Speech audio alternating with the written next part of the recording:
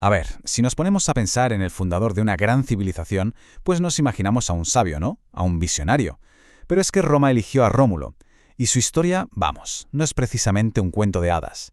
Es más bien un manual de instrucciones sobre cómo levantar un imperio a base de sangre, de traición y de decisiones, pues como poco brutales. Así que vamos a meternos de lleno a descubrir a este padre tan problemático de Roma. Y es que aquí está la clave de todo. Roma no buscaba un héroe de postal. Quería un fundador que fuera útil, que funcionara. Alguien que reflejara su propia alma desde el minuto uno. Pragmáticos, ambiciosos y, sobre todo, dispuestos a todo para dominar. Y claro, Rómulo, con su historial, era el candidato perfecto para ese trabajo sucio. Esta comparativa lo resume a la perfección. Por un lado tienes al estadista, al que crea instituciones como el Senado que durarían siglos, y por el otro, tienes al tirano, con las manos manchadas de la sangre de su hermano, y al cerebro detrás de un secuestro masivo. No es un héroe o un villano, no. Es las dos cosas a la vez. Y justo ahí, en esa complejidad, es donde encontramos la esencia de Roma. Claro, la pregunta es inevitable. ¿Por qué una civilización tan orgullosa como la romana eligió a un fundador con un currículum tan complicado? ¿Qué nos dice eso sobre cómo se veían a sí mismos? Pues la respuesta es que un mito fundacional no tiene por qué ser históricamente exacto. Es, por así decirlo, una herramienta de marketing nacional.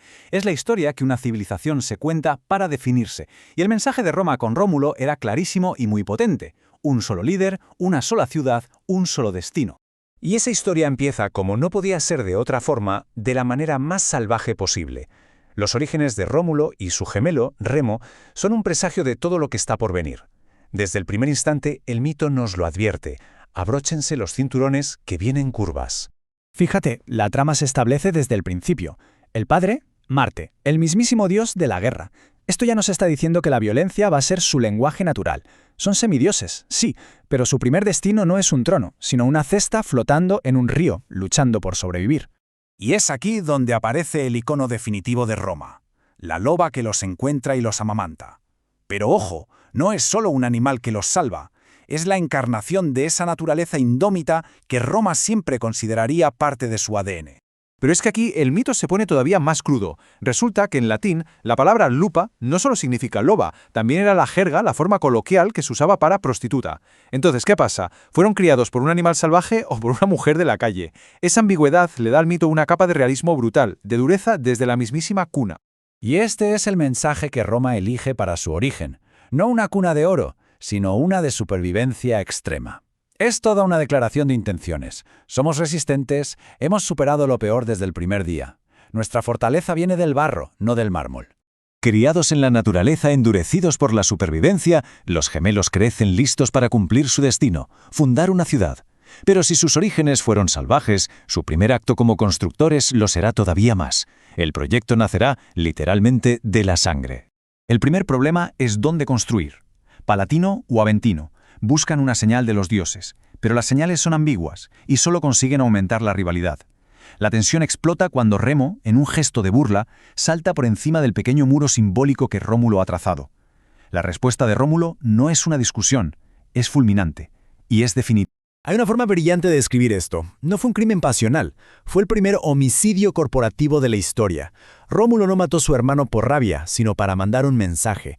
Estaba estableciendo con sangre la primera ley de su nueva empresa. El proyecto está por encima de absolutamente todo. Así que el punto crucial es este. Roma nace con un principio grabado a fuego, implacable. La lealtad suprema no es a la sangre, no es a los lazos familiares, es al Estado, a la ciudad y a sus leyes. Un mensaje durísimo que va a resonar durante siglos. Con la ciudad ya fundada sobre la tumba de su propio hermano, Rómulo asume el poder absoluto. Y es aquí donde empieza a construir, a organizar. Es el momento en que el asesino se convierte en arquitecto, y el mito le concede el título de padre de la patria. La tradición le atribuye la creación de las instituciones que son la base de todo. El Senado como consejo de ancianos, la organización del pueblo en curias, la formación de un ejército. El mito lo convierte ni más ni menos que en el arquitecto de la maquinaria política y militar romana. Pero Rómulo se encuentra con un problema, y uno existencial además. Su nueva ciudad es básicamente un club de hombres, guerreros, exiliados, forajidos, pero ni una sola mujer. Sin ellas, Roma moriría en una sola generación. La solución que se le ocurre a Rómulo será, una vez más, pragmática y absolutamente brutal. Este es, sin duda, uno de los episodios más oscuros, un secuestro masivo disfrazado de fiesta. Pero lo que es fascinante, de verdad, es el giro final del mito. La guerra que provoca este acto no la ganan ni los romanos ni los sabinos. La detienen las propias mujeres secuestradas, que ya convertidas en esposas y madres, se interponen entre sus padres y sus nuevos maridos para forzar la paz. Y ahí está la genialidad de la propaganda romana. Un acto de agresión brutal se transforma en la mayor fortaleza de Roma, su increíble capacidad para absorber e integrar a otros pueblos. El mensaje es claro. La mezcla nos hace más fuertes, incluso si nace de la violencia. Y esto es un ejemplo brillante del genio romano para la propaganda. Fíjate que hasta el final de la vida de Rómulo se cuenta en 2 versiones distintas, y las 2 son increíblemente útiles para los intereses de Roma. Por un lado está la versión celestial. Rómulo es arrebatado por los dioses en medio de una tormenta y se convierte en una deidad en el dios Quirino. Por otro, una versión mucho más terrenal y siniestra. Es asesinado por los senadores, que estaban ya hartos de su poder autoritario. ¿Y por qué mantener las 2 historias? Pues porque cada una cumple una función. La divinización le da a Roma un prestigio sagrado, claro, pero el asesinato es un recordatorio muy potente para futuros líderes, de que el poder tiene límites y de que el Senado siempre vigila. En resumen, hasta en su muerte, Rómulo es una herramienta de doble filo. Es el símbolo divino que legitima el poder de Roma, y a la vez, la advertencia política contra el abuso de ese mismo poder. Es que los romanos nunca desperdiciaban una buena historia. Al final, la pregunta que nos deja Rómulo sigue ahí, resonando con fuerza. A ver, ¿su historia es una glorificación de la violencia? ¿Una forma de decir que es una herramienta necesaria para construir algo grande? ¿O es más bien una advertencia eterna sobre el precio, el oscuro precio que tiene el poder?